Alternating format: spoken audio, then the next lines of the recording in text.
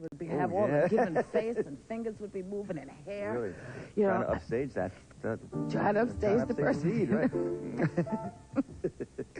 You can be yours for only probably one of the largest groupings of fans That's what I'm told, yeah. in the world.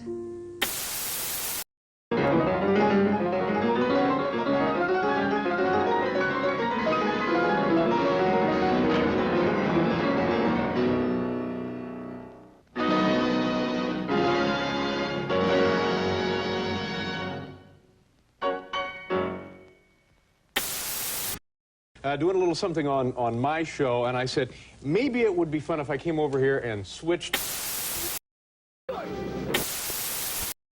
With a rock. I crap bigger than him. Yeah. Anything but hot.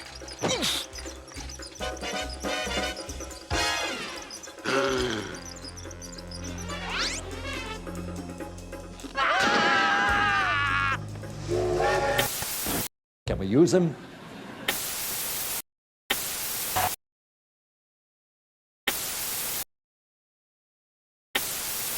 Tune, you can do anything. All right. Happy and you know it, 2 or 3. he is out of there. Right out. There. All right. Okay. Just something about like that. There. Maybe it comes all the way down. I don't know where it goes yet. We'll make that decision pretty soon. But right now, we don't really much care. We don't really much care. Okay, mix up a little more color, about to run out. And maybe out in here. There it comes. Just let that float right down the side there. And we'll just let it sort of disappear off into the Never Never Land. Right there. I want it right there. Now then. Okay. I'm going to take some of that dark color that we had, and I want to retain this nice dark edge. Maybe it comes over and down and just disappears back here. But that dark edge is our separator. It's our good friend. Don't lose it. Don't lose it. See there? That's what separates. Pushes it back. Pushes him back. And you can put a little highlight or two here and there, wherever you think they should live. There. Deserts are fantastic places. There's a lot of fantastic wildlife in there. For example, there's a lot of cougars and big cats. And recently, I had an opportunity to spend a little time with a big old kitty cat that I think is just absolutely gorgeous. This kitty belongs to Carmen Shaw, and the cat was given to her where she actually found it. I'll tell you that story in a minute. And all of Carmen's friends have named this beautiful cat Carmen after her. Now this was a kitty that somebody had purchased as a pet, and the little kitty turned into a great big cougar, grew up, and they decided they didn't want it anymore. So they put it in a little kennel cage, and they took it out and they left it in the woods to die. And when Carmen got this thing, it was just about dead. She worked with it for a long time, and she saved it. And this is one of the most beautiful animals God's ever created. Isn't he gorgeous? I can't imagine anybody hurting something like that. But I'm sort of strange. I like all these critters anyway. All right. But I love that big old kitty. I'm going to take a little sap green, a little yellow, maybe put a little yellow ochre and a little brown there, dull it down some. Ooh, I like that. And maybe in our world here, I'm going to just start laying a little color in. We do this, we'll just do a little of this with a knife. You could put it in with a brush or a knife. I want to just put the indication that there's some little things happening back here at the base of this mountain. We don't know exactly what they are. Some little green things that are growing right back in here. Don't want them too bright though, don't want them to be distracting. Just some little things. There. Just have to wipe the knife off every once in a while.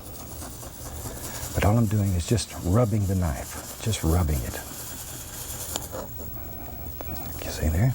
I say you could take the 1-inch or 2-inch brush and you could lay these in much faster. But I like this effect. It's very soft, very misty. You just sort of don't know where edges start and stop here that way. Just very pretty.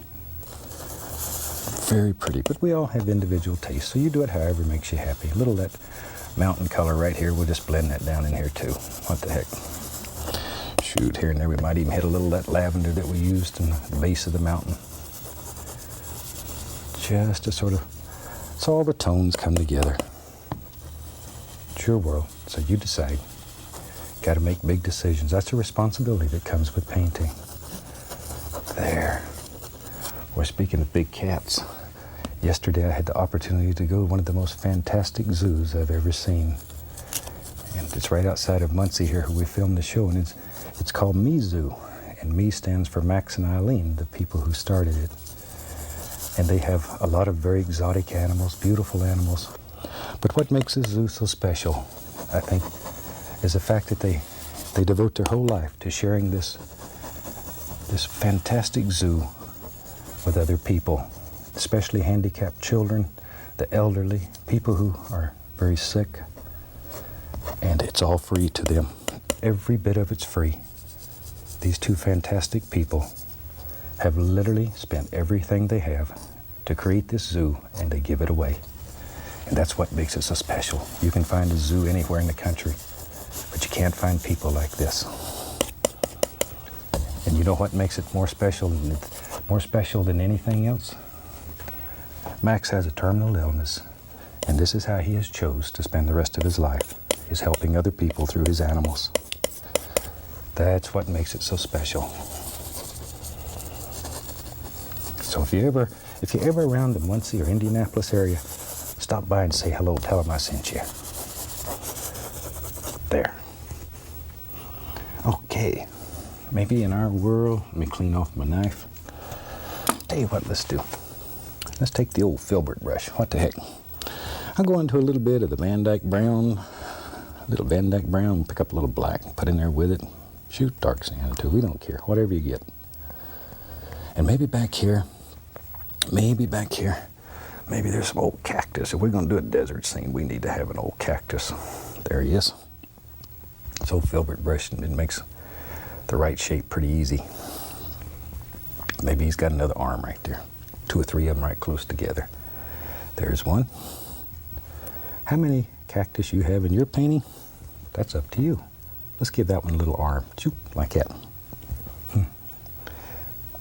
Another one right there. That'll give us a few. You can just take this old filbert, push upward. Look, make the indication of some little bushes that live far back there.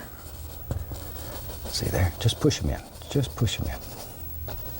Just sort of like you're putting foam on an ocean if you painted oceans with me. I just take that same brush, go into the yellows, Indian yellow, cad yellow, yellow ochre, a little bit of blue with it. That'll make a gorgeous green or a little sap green. And then let's just put a few little highlights here and there. Just a few. Want them to stay sort of muted though. I don't want them real bright. There. Isn't that neat? These are far away, so we're not seeing a lot of detail in them. Just enough to make them stand out. Leave some of them totally dark. Don't cover them all up with highlights. Sometimes it gets feeling good and you don't know when to stop. I have that trouble all the time. So, there. Tell you what, we got a little lavender left right here. Let's just put some little doers like this back here with a knife. Some little rock formations maybe that are far back in there. Whatever. Just sort of, you expect this if you're painting little pictures from Arizona, New Mexico, and all those gorgeous areas. There, something about like so. That's good enough. We'll take some of that nice, this was the color I used to highlight the mountains. And maybe right under here, we can begin applying just a little bit of sand color. Something like that. There we go. See there? I'm going to take a little white. It's got a little yellow ochre in it. Not much, just a little, mostly white. And just begin putting in some highlights right on that. Barely grazing it. Barely grazing it. See there? Just to make it look like, oh, sand and rocks and all those things that are out there. Shoot, we don't know where it goes. Don't know that we care. Wherever it wants to go. It's just right. Just right. Shoot, I like making them cactus. Let's make another one. Black, browns, both browns and blacks is all I used in here.